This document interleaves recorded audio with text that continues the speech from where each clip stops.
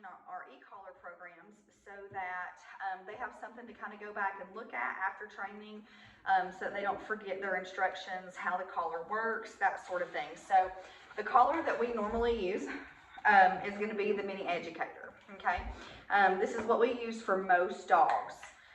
This collar has a half-mile distance, okay? It comes with an automatic 2-year warranty, so if something malfunctions within 2 years, you guys can contact e-collar technologies and they'll send you a replacement of whatever it is that you need, okay?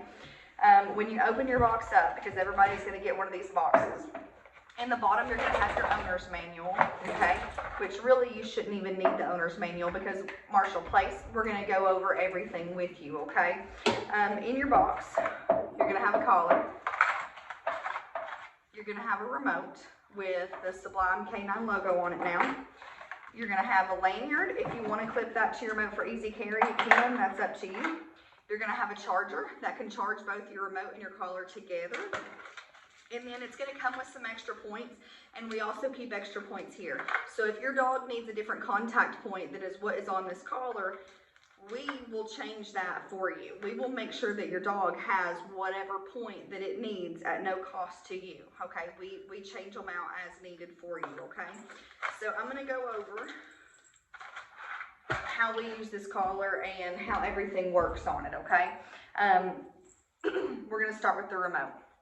To turn your remote on, you've got a big button on the back. It says on and off beside it, okay? To turn your remote on, you're going to press and hold that down until the screen lights up and it comes on, okay?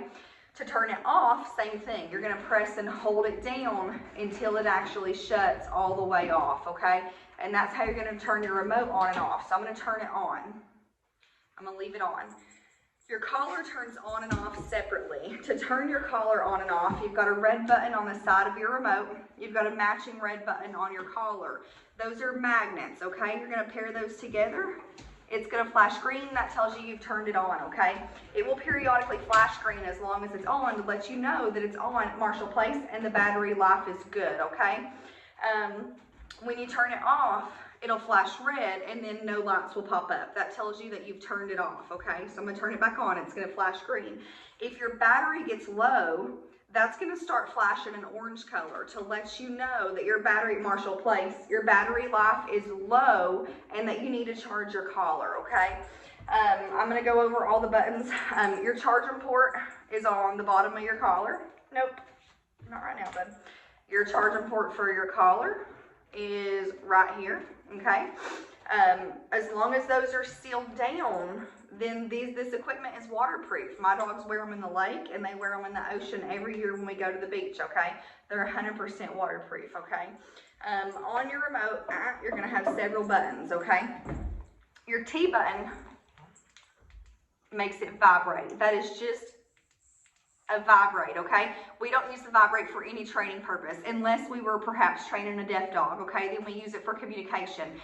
But most dogs are either scared of the vibrate or it's not enough for them when they're excited. So we're not going to use the vibrate button for any form of training whatsoever, okay?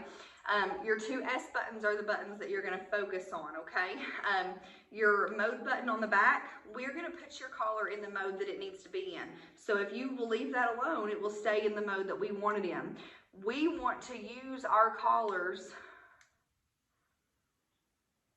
in C mode. So all you should see on your screen is whatever number you've got it on, and your dial is what changes the numbers. C, because that's the mode that we want it in. And then if it's a 1-dog system, it's going to have the 1D up top, okay, to let you know that you've got a 1-dog system. So you should not be touching this button whatsoever. That way it'll stay in the mode that we need it in, okay? So if it's in C mode, this is what these buttons do right here, okay? Your black S button is the button that you're going to focus on. If you have your remote on a number and you tap and let go of that black S button, you're going to be providing temporary stimulation, momentary stimulation. You're just tapping and letting go. That's what we use the majority of the time to get our dog's attention when they're not listening to us, is we give them that tap on the shoulder to get their attention, okay? If you press and hold down that black S button, you can give continuous stimulation. I want you to think of that like emergencies. Your dog's bolting, you need to get their attention quicker, or you're correcting an unwanted behavior, you can press and hold down until they quit that behavior. Or sometimes I'll even use that in heel. My dog's forging ahead, I'll press and hold it down until they back up, and then I'll release. Those are about the only times that I use the continuous button, okay? Your red button is a boost. So if you hit that red button, that's gonna boost your numbers up, okay? If you read in your manual, or if you go on YouTube and watch videos, you can read how to change that boost. It's automatically gonna come set to go up 5 numbers when you hit it, which for a very sensitive dog, a 5-number boost is probably enough, but for some dogs, it's not going to be. So you can change that boost button to go up however many you need to maybe use that as your correction when you need to correct your dog, or use the off command for an unwanted behavior, okay? I honestly don't use the boost a lot. I'm fast, so I just dial up and down and use my black button as needed, but it's whatever is easiest for you and your dog, okay? How we use this system is it's kind of like a pressure system, okay? The first time we give our dogs a command, we're not going to use this at all. That gives our dogs a chance to do what we've asked them to do. If my dog's not doing what I've asked them to do in a couple of seconds, then I'm going to follow up with that reminder, okay? So if I say, come, and my dog ignores me, then I'm going to tap, come, okay? We want to press the button simultaneously with the command. There's the reminder, come, okay? If my dog ignores me again, I'll turn it up a couple. Come. We want to increase pressure if we have to repeat the command, because we want to use whatever number works. We're going to start low, but if our dog's ignoring us, then we have got to go up to find whatever their working number is for whatever is going on in the environment at that time, okay? Once you've got your dog's attention and they're coming, then you can turn it back down. You don't have to stay up high. We can go back down to our normal working numbers once we've got their attention and they've complied. That's going to be the same with any command. Sit, down, place, okay? If my dog is in a stay and they break a stay, so that I can communicate with them properly, I want to tap the button as soon as they break that stay. So if Marshall was to get off place, he's not even wearing his e-collar right now, but if he were to get off place, I would want to tap the moment his foot touches the ground. Place, place, place. He steps back on, I leave him alone, okay? I'm pressuring him to hop back on that place. I'm communicating with him, wrong, wrong, wrong. He gets back on, right, because pressure goes away. Same thing if I put them in a sit, stay, or down, stay, and they get up. Their butt leaves the ground, sit, sit. They sit back down, they're right. It goes away, pressure goes away, okay? That's how we use these, okay? The biggest mistakes that people make with this system is A, they don't put their collars on tight enough. Guys, this is a TENS unit, not a shock collar. It works with your dog's muscles. It has got to be a snug fit, or your dog is not going to feel it appropriately, and it's not going to be fair, okay? We want it to sit on the side of the neck where our dogs have good muscle mass. I like to go to the base of the neck where they're thicker, okay? Stick it on the side. It's got to be tight. If it is sliding, it is too loose. You need to tighten it up, okay? The best way to get a nice good fit is by using the bungee collars, which we are starting to give out with our e-collar board and train. So you should get one if you do a board and train from here on out, okay? But bungee collars are the way to go to make sure that you have a nice snug fit. The second mistake that most people make is they wean their dogs off these collars too soon. When your dog is fresh in training, you shouldn't be asking your dog to do anything without your tools, okay? Dogs do things for us for 2 reasons.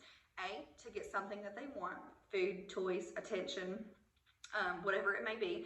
B, to avoid something, okay? So the stimulation, even though it doesn't hurt, they don't like it. So they will work to avoid that stimulation, okay? If you're asking your dog to do commands without your tools, and they're ignoring you, and you have no way to remind them to comply, then your dog is learning that they can't ignore you, that they can get away with ignoring you, which is creating a bad habit. So the last thing you want to do is not use your tools in the beginning, so that your dog learns right off the bat that they don't have to listen to you, that things you say are not meaningful, okay? We want what you say to be meaningful because we've made it meaningful. But when you train your dog, it's got to be meaningful also. Otherwise, your dogs are going to listen to us, but they're not going to listen to you, okay? So We don't want to worry about weaning them off these tools until they are 99% compliant and you're not using these tools anymore, okay? And even then, you can still use them as needed. If you're going to go somewhere with lots of distractions or you want your off-leash reliability, use your tools, guys. You never know when a deer or a buddy's going to pop up and you're going to yell for your dog and they're going to blow you off because that's better than you, okay? So you've got to have a way to remind your dog. You may not always have to use it, okay? The more you practice with this, the less you're going to have to use it. But it's there just in case you need it, okay? And as always, if you have any questions, definitely give me a call, shoot me a message, or ask your trainer.